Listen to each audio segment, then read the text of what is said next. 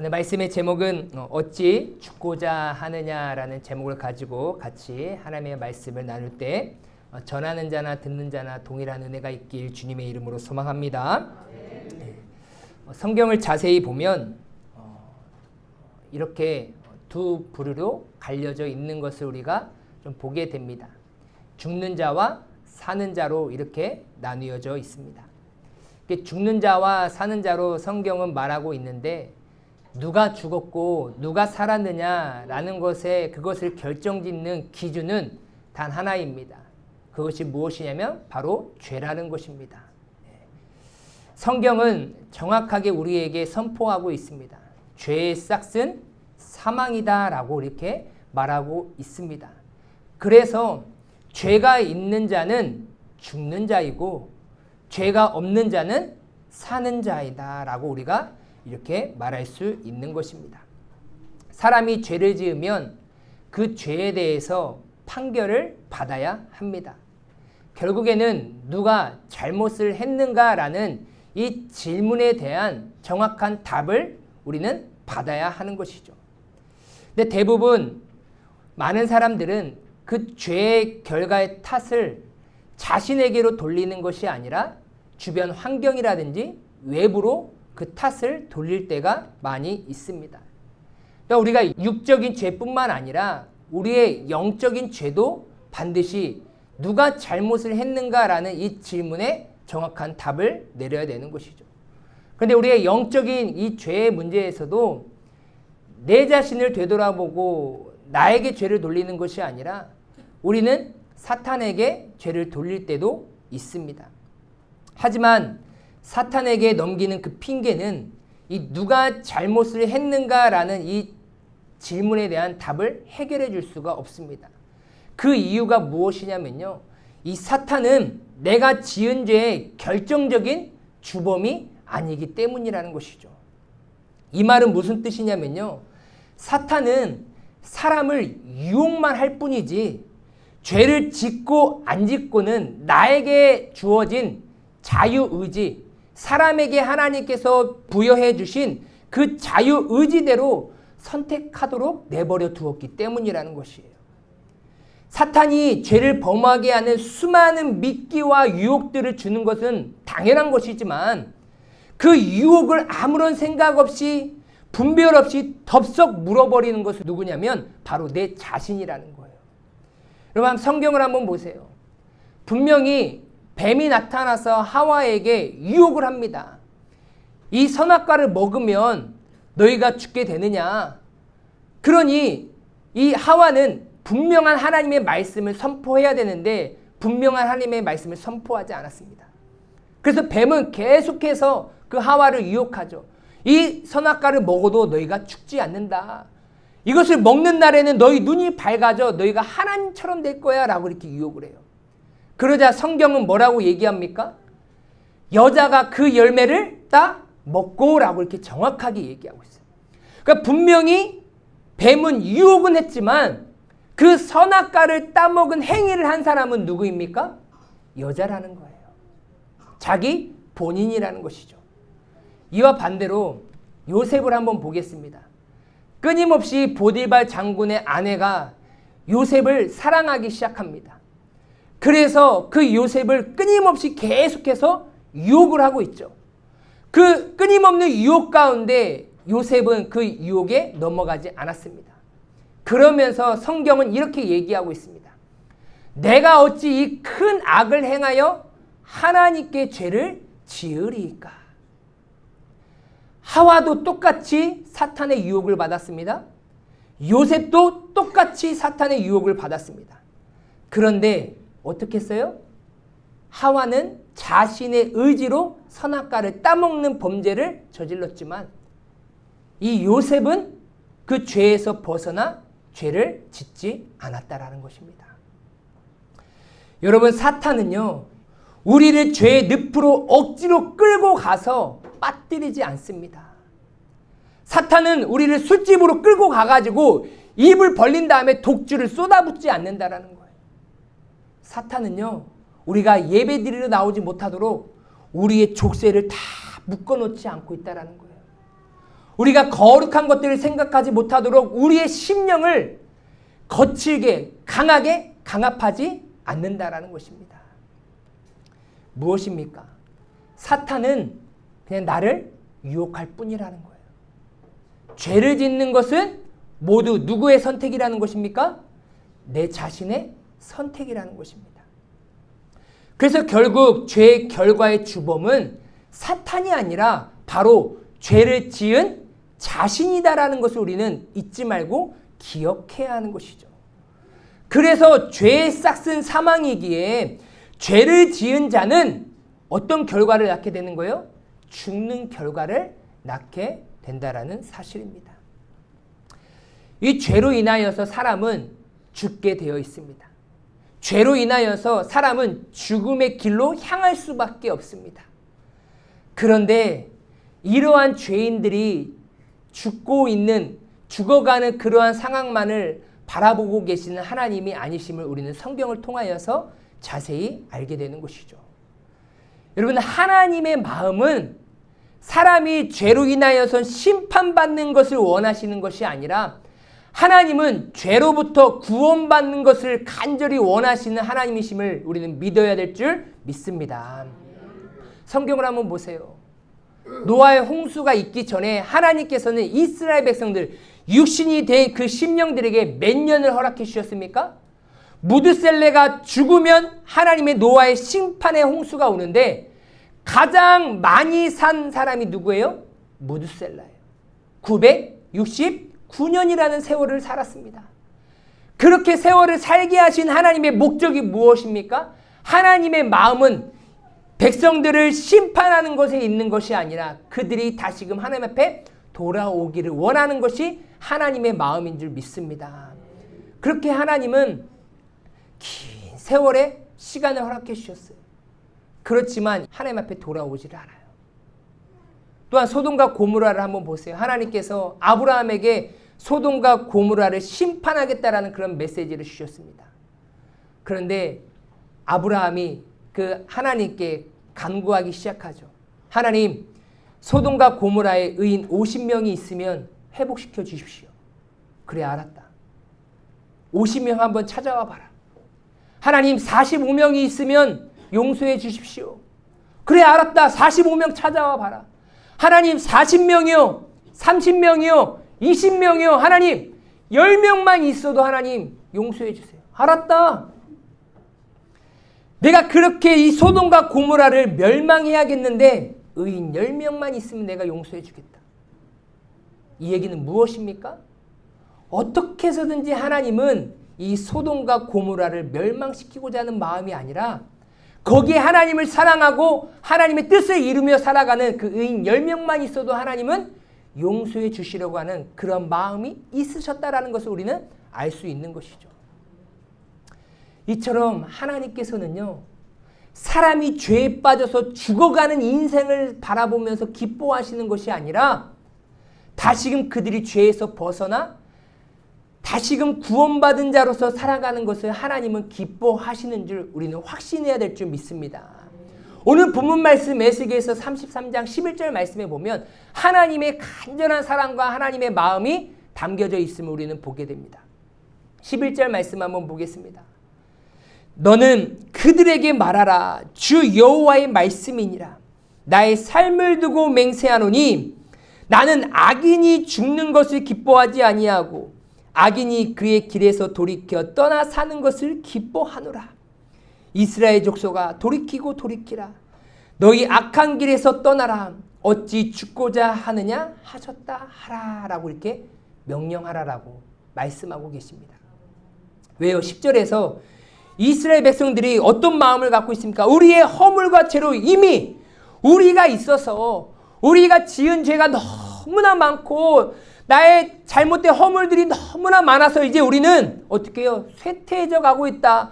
우리는 멸망의 길로 가고 있다라고 그렇게 원망하고 불평하고 있는 그런 이스라엘 백성들에게 에스겔 선지자를 보내서 이렇게 하나님의 말씀을 선포하라라고 얘기하고 있는 것이죠.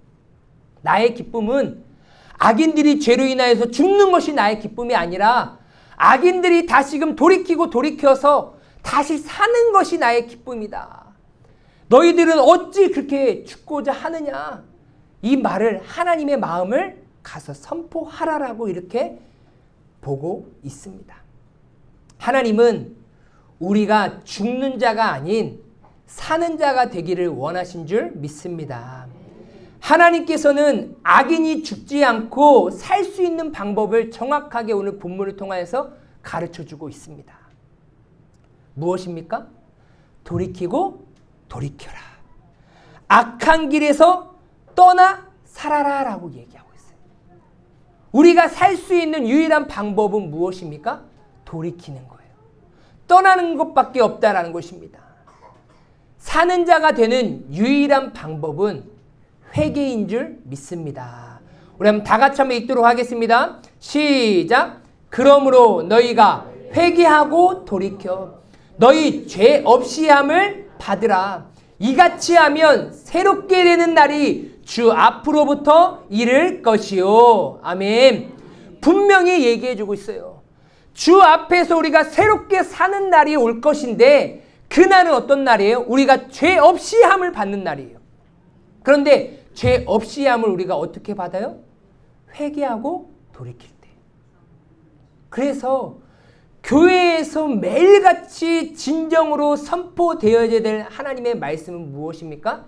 진정한 회개가 선포되어야 될 줄 믿습니다. 회개하는 자를 하나님은 기뻐 받으십니다. 하지만 오늘날 한번 보십시오. 내 자신을 한번 되돌아보십시오.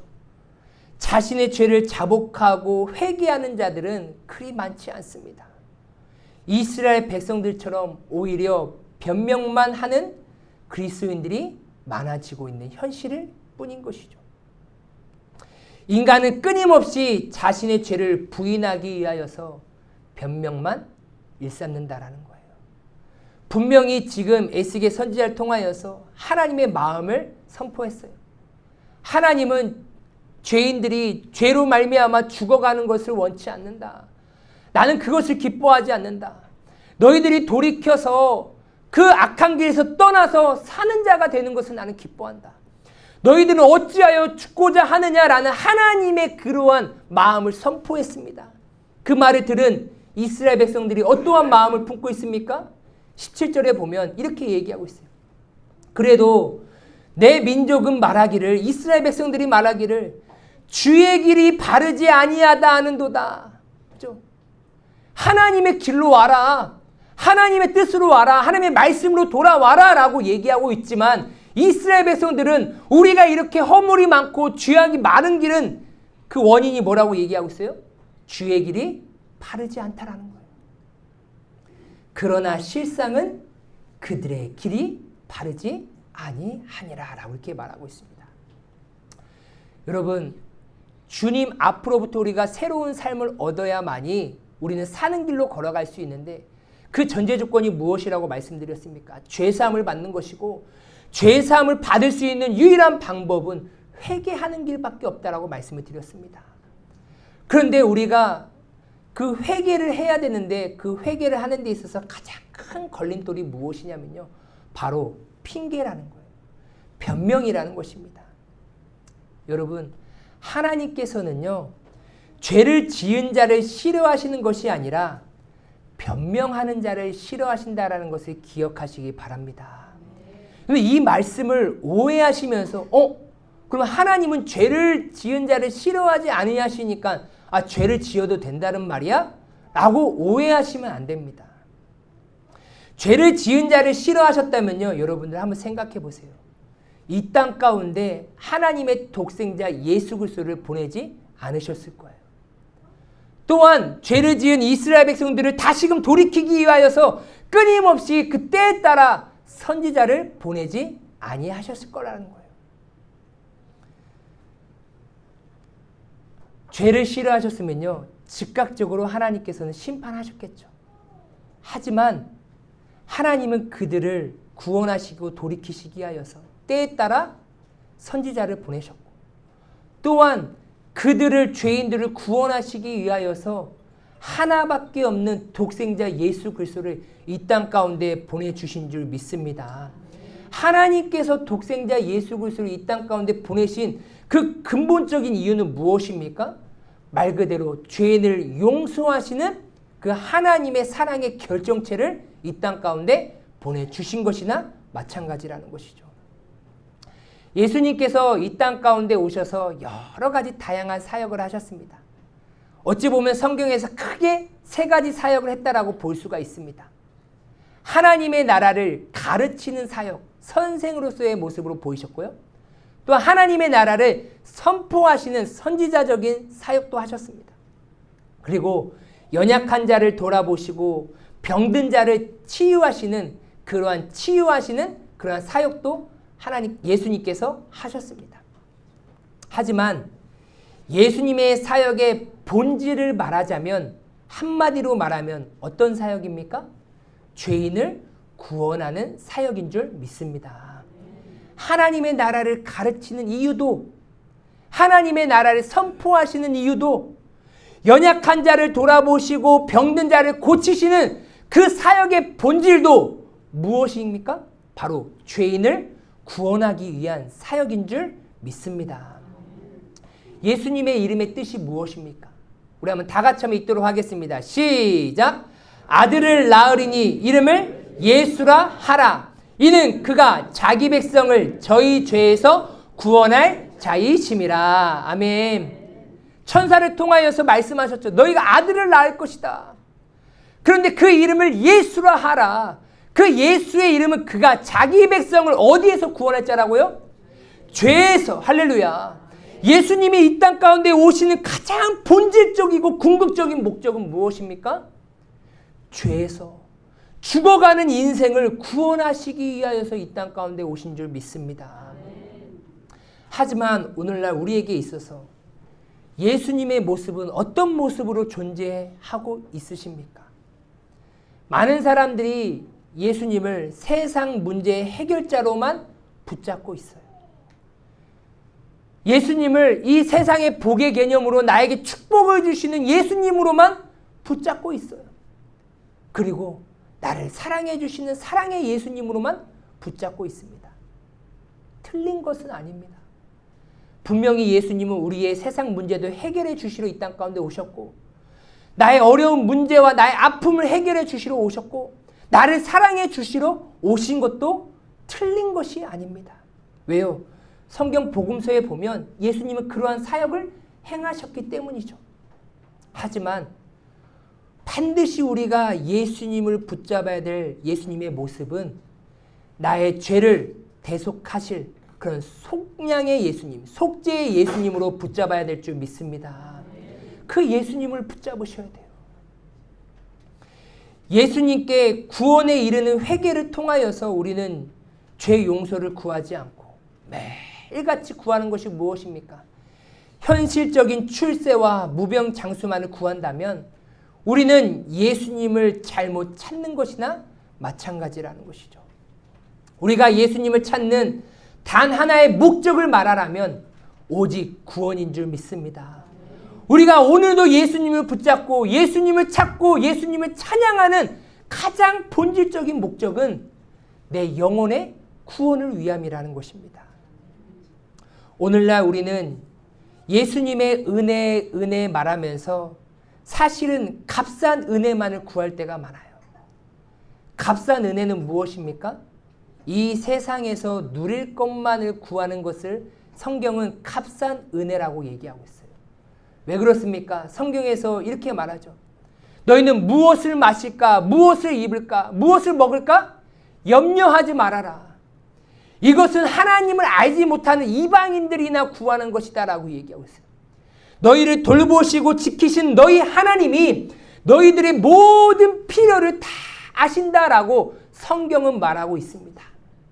그러면 우리가 구해야 될 것은 무엇입니까? 값싼 이 세상의 것을 구하는 것이 아니라 값비싼 은혜를 구해야 될 줄 믿습니다. 왜 우리가 이 땅의 것을 값싼 은혜로 여겨야 되냐면요. 마태복음 13장에 보면 천국 비유가 나와 있죠. 그것을 찬양으로도 바꾸어서 이제 만들어서 찬양을 많이 불렀잖아요. 천국은 마치 밭에 감추인 포와, 그죠? 내가 집 팔고 땅 팔고 냉장고 팔아 기어이 그 밭을 사고 말 거야. 왜 그 밭을 삽니까? 그 밭 안에 보화가 숨겨져 있기 때문이라는 거예요. 그런데 그 밭을 사기 위하여서 성경은 뭐라고 표현하냐면요. 자기의 소유를 다 판대요. 진주를 발견했습니다. 그 진주를 사기 위하여서 성경은 뭐라고 얘기하냐면요. 자기의 소유를 뭐 한다고요? 다 판대요.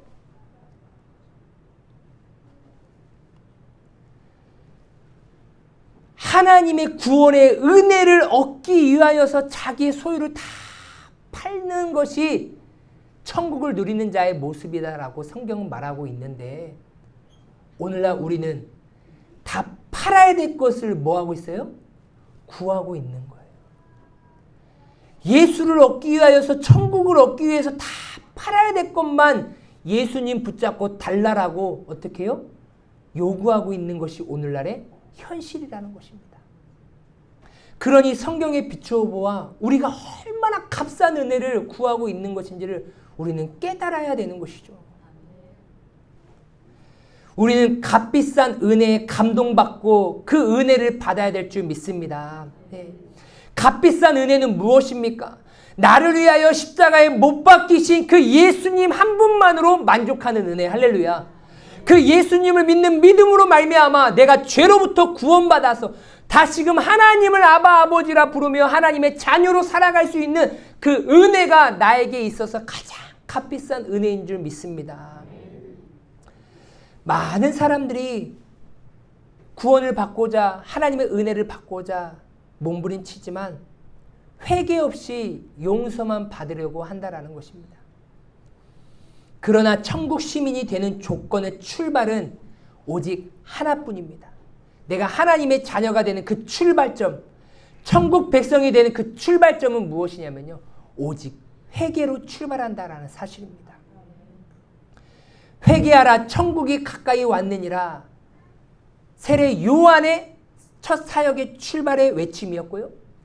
예수님의 공생의 첫 사역의 출발도 회개하라 천국이 가까이 왔느니라 였습니다. 회개한 자만이 죄사함을 받는 것이고 죄사함을 받은 자만이 하나님 나라 백성이 되는 줄 믿습니다. 이 세상에서요. 회개하지 않는 자는 단 한 명도 없습니다. 사도 바울은 정확하게 우리에게 가르쳐주고 있습니다. 이 세상에 의인은 없나니 단 한 명도 없고 모든 사람은 죄를 범하였음에 하나님의 영광에 이르지 못하더니 모든 사람은 다 죽는 자의 삶을 살아간다라고 성경은 말하고 있습니다. 이 세상의 모든 사람은요. 반드시 예수의 이름으로 회개를 해야 되는 줄 믿습니다. 사도행전 17장 30절 말씀 우리 한번 다 같이 한번 읽도록 하겠습니다. 시작!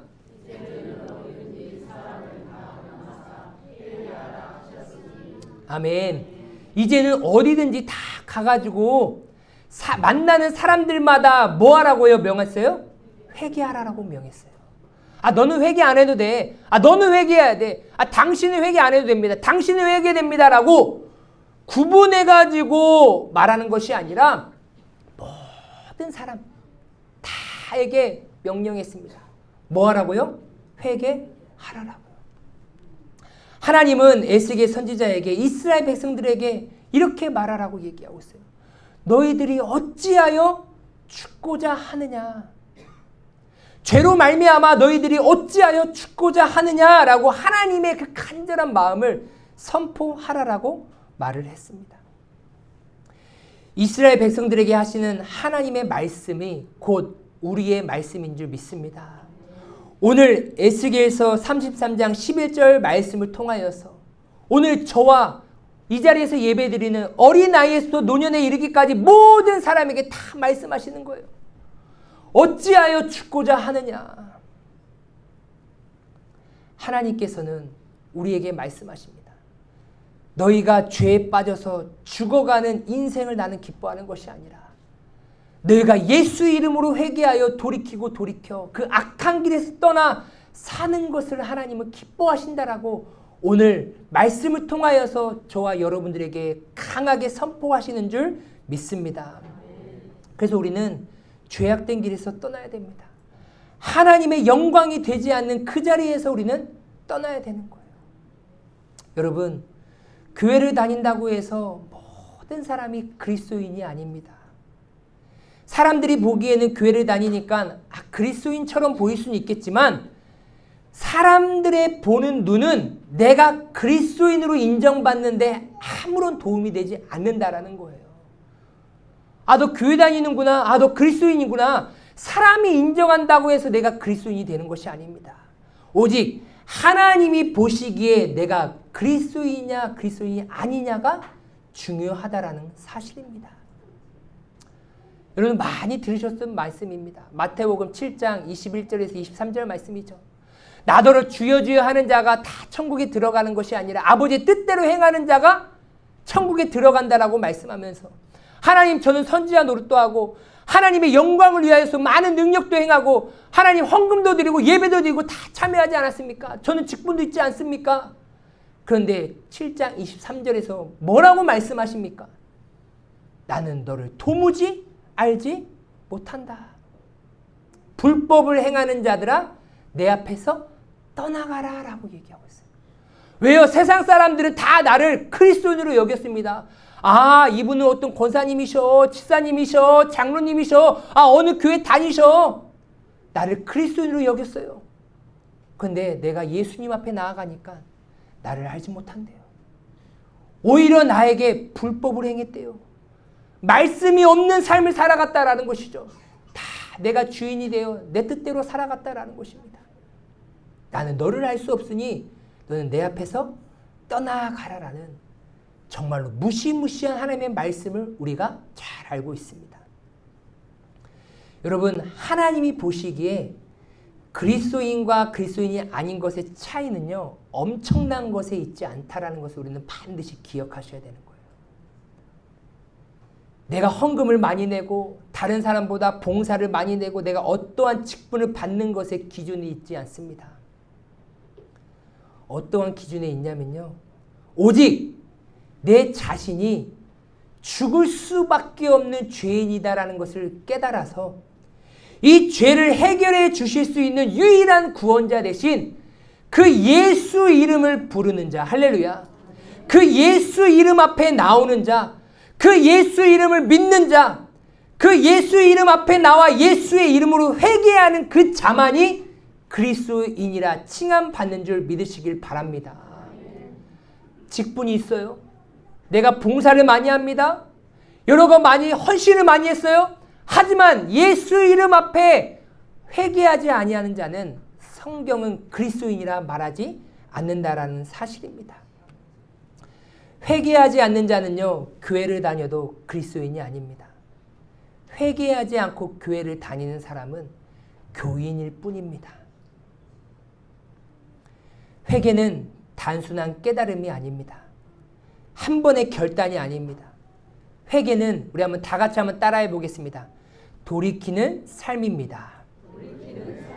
예, 내가 진정으로 회개했다면 그 삶에서 돌이켜야 되는 거예요. 말씀의 검으로 내 삶을 비추어 보아서 하나님의 뜻에 맞지 않는 삶에 내가 머물러 있고 그 자리에 앉아 있고 그 자리에 삶을 살고 있다라고 하면 우리는 회개하고 그 자리에서 떠나 돌이켜야 되는 줄 믿습니다. 반드시 회개는요, 그 회개에 합당한 열매를 요구하고 있다라는 거예요. 에스겔서 33장 12절 16절에 보면 이렇게 얘기하고 있어요. 인자야 너는 내 민족에게 이르기를 의인이 범죄하는 날에는 그 공의가 구원하지 못할 것이요 악인이 돌이켜 그 악에서 떠나는 날에는 그 악이 그를 엎드려뜨리지 못할 것인즉 의인이 범죄하는 날에는 그 의로 말미암아 살지 못하리라. 가령 내가 의인에게 말하기를 너는 살리라 하였다 하자 그가 그 공의를 스스로 믿고 죄악을 행하면 그 모든 의로운 행위가 하나도 기억되지 아니하리니 그가 그 지은 죄악으로 말미암아 곧 그 안에서 죽으리라. 이 말씀은 무엇입니까? 내가 지난날에 정말로 공의롭고 의롭고 하나님 보시기 아름다운 삶을 살았습니다. 그렇지만 그 지난날의 선한 삶을 믿고 오늘 내가 범죄하면요, 그 범죄로 말미암아 그 의인은 죽는다라는 거예요. 반대로 가령 내가 악인에게 말하기를 너는 죽으리라 하였다 하자. 너는 반드시 죄로 말미암아 죽을 거야. 너의 죄로 말미암아 죽을 거야 라고 하자. 그가 하지만 뭐예요? 돌이켜서 자기 죄에서 떠나서 정의와 공의를 행하여 저당물을 도로 주며 강탈한 물건을 돌려보내고 생명의 율례를 지켜 행하여 죄악을 범하지 아니하면 그가 반드시 살고 죽지 아니할지니라. 아멘. 지난 과거를 보면 흉악범이에요. 어떻게 그런 죄를 지었어? 너는 그 죄로 말미암아 죽을 거야 라는 그 경고의 메시지를 듣고 그가 그의 삶에서 돌이켜 이제는 삶에서 정의롭고 공의롭게 행하며 그 악에서 떠나 하나님이 기뻐 받으시는 삶을 살아가면 너는 그 삶을 통하여서 산다라고 성경은 말하고 있다는 거예요. 여러분 16절 우리 한번 다 같이 한번 읽도록 하겠습니다. 시작. 그가 본래 범한 모든 죄가 기억되지 아니하리니 그가 반드시 살리라. 이는 정의와 공의를 행하였음이라 하라. 아멘. 이게 가장 큰 은혜인 거예요, 여러분. 왜 하나님은요, 우리의 지난 과거를 묻지 아니하신다라는 거예요. 내가 오늘 진심으로 예수 그리스도를 붙잡고 진정으로 회개하면 내가 지난날에 어떠한 흉악적인 그런 죄악을 범했다 할지라도 16절에 볼래요. 모든 죄가 뭐하지 아니하라고요? 기억되지 아니하리. 그러니까 여러분들 내가 지난날에 잘했던 것도 자랑할 것이 없어요. 왜요? 아무리 잘했어도 내가 오늘 범죄하면 그 범죄로 말미암아 나는 심판받는 거예요. 하지만 내가 그렇게 잘못된 죄악을 저질렀어도 오늘 내가 깨닫고 회개하고 하나님 앞에 바로 서면 지난 모든 죄악들이 다 용서함 받은 줄 믿으시길 바랍니다. 이게 하나님의 은혜고 예수님의 십자가의 은혜라는 거예요. 그래서 우리는 하나님의 은혜로 나의 죄가 기억되지 아니하고 죽는 자에서 사는 죄로 돌아갈 수 있는 은혜를 받은 줄 믿습니다. 하나님께서는 오늘 본문 말씀을 통하여서 이렇게 말씀하십니다. 어찌 죽고자 하느냐. 하나님은 우리가 죽는 것을 기뻐하지 아니하십니다. 우리가 다시금 사는 것을 기뻐하시는 줄 믿습니다.